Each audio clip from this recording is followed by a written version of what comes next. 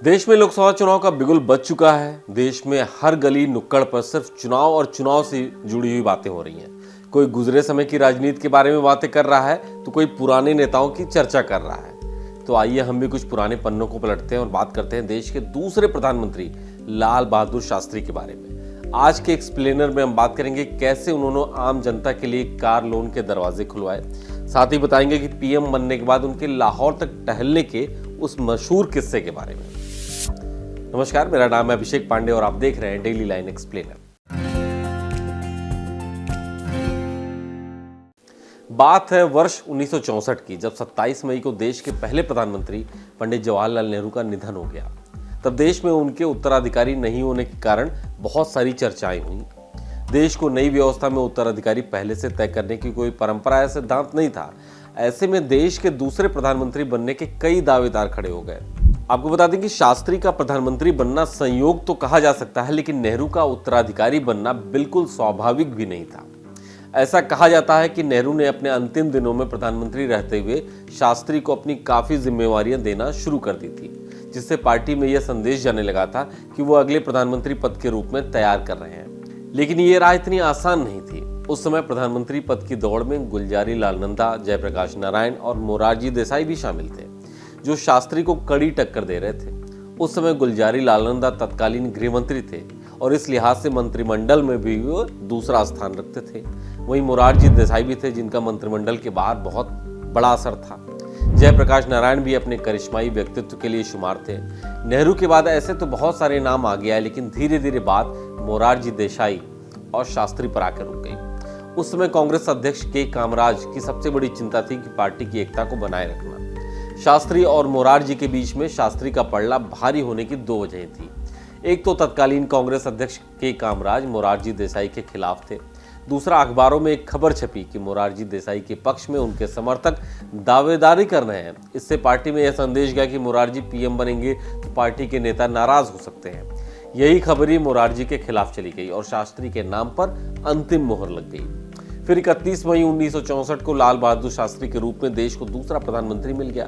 खास बात यह थी कि उस दौरान खुद शास्त्री भी अपने आप को पीएम पद का दावेदार नहीं मानते थे। उनका मानना था कि नेहरू की उत्तराधिकारी इंदिरा या फिर जेपी हो सकते हैं, पर इतिहास को कुछ और ही मंजूर था। लाल बहादुर शास्त्री के बारे में एक कहानी काफी मशहूर है। लाल बहादुर शास्त्री जब प्रधानमंत्री रहे तो परिवार के लोगों ने उनसे कार खरीदने के लिए कहा था।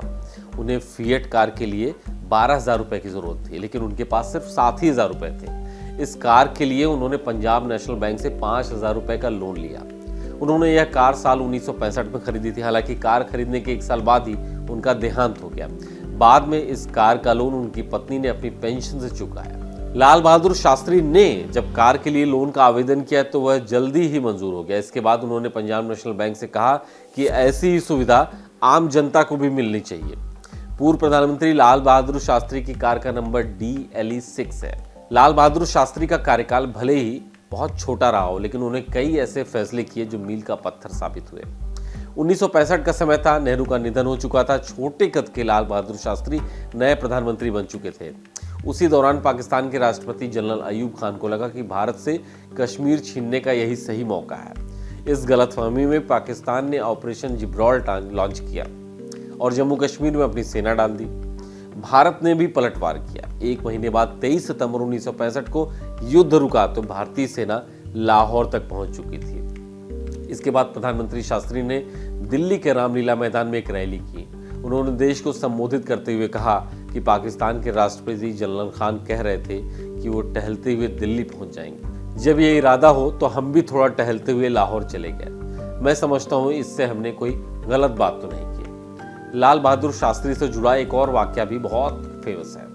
1965 की लड़ाई के दौरान अमेरिकी राष्ट्रपति लिंडन जॉनसन ने शास्त्री को धमकी दी थी कि अगर आपने पाकिस्तान के खिलाफ लड़ाई बंद नहीं की तो हम आपको PL 480 के तहत जो लाल गेहूं भेजते हैं उसे बंद कर देंगे। उस समय भारत गेहूं के उत्पादन में आत्मनिर्भर नहीं था। शास्त्री को यह बात बहुत चुभी, क्योंकि वो स्वाभिमानी व्यक्ति थे। उन्होंने देशवासियों से कहा कि हम हफ्ते में एक वक्त का भोजन नहीं करेंगे, उनकी वजह से अमेरिका से आने वाले गेहूं की आपूर्ति हो जाएगी। लाल बहादुर शास्त्री के बेटे अनिल शास्त्री के मुताबिक इस अपील से पहले उन्होंने अपनी पत्नी ललिता शास्त्री से कहा, क्या आप ऐसा कर सकती हैं कि आज शाम हमारे यहाँ खाना न बने। मैं कल देशवासियों से एक वक्त का खाना ना खाने की अपील करने जा रहा हूँ। मैं देखना चाहता हूँ कि मेरे बच्चे भूखे रह सकते हैं या नहीं। जब उन्होंने देख लिया कि हम लोग एक वक्त बिना खाने के रह सकते हैं तो उन्होंने देशवासियों से भी ऐसा करने के लिए कहा। इतना ही नहीं, शास्त्री जी ने पीएम आवास में जनता को मैसेज देने के लिए हल भी चलाया।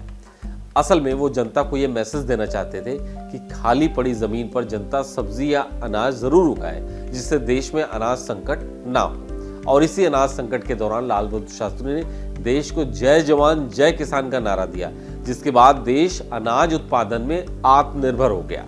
लेकिन अब जब देश में एक नई ऊर्जा का संचार हो रहा था तो होनी को कुछ और ही मंजूर था। 11 जनवरी 1966 को ताशकंद में आधिकारिक दौरे पर गए पूर्व प्रधानमंत्री शास्त्री का निधन हो गया। 1965 की जंग के बाद भारत और पाकिस्तान के बीच बातचीत के लिए ताशकंद को चुना गया था। यहाँ पर दोनों देशों के बीच समझौते के बाद शास्त्री जी की रहस्यमयी परिस्थितियों में मौत हो गई। उन्होंने रेल मंत्री, परिवहन और संचार मंत्री, वाणिज्य और उद्योग मंत्री, गृह मंत्री और जवाहरलाल नेहरू जी की बीमारी के दौरान बिना विभाग के भी मंत्री की जिम्मेवारी निभाई थी। आपको ये वीडियो कैसा लगा हमें जरूर बताएं और फॉलो करें हमारे डिजिटल प्लेटफॉर्म डेली लाइन को।